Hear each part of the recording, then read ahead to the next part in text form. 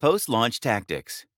Once the launch is done, it might feel like the load is off, but this is much like getting elected president and not the release of a movie. The real work begins after the success party. After the launch, there are a range of tasks that every department in the company has to fulfill to make sure the product is a success. You want to look at the responses the product is getting and the feedback that is invariably coming your way.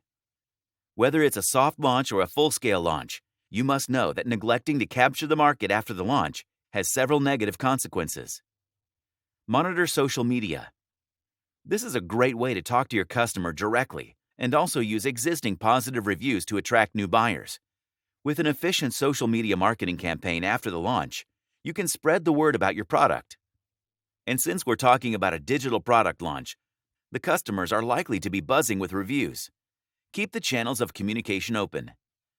Even at this stage, you must pick the platforms for a post-launch campaign wisely. Check the data. Apart from your marketing endeavors, you will also receive customer experience data. Get on it right away. If you have done beta testing or a soft launch, you have something to compare it with.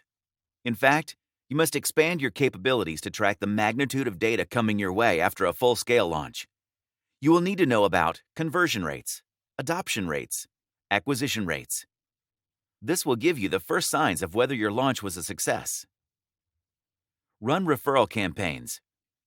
While this is a post-launch strategy technique, you must get on the planning aspect of this step before the launch itself. Referral marketing is a way to get existing buyers to recommend the product to new ones. It's a branch of word-of-mouth marketing. Get brands or influencers, depending on your product and industry, to endorse your product and talk it up. Get customer feedback. Keep your radar sharp for feedback coming from various channels.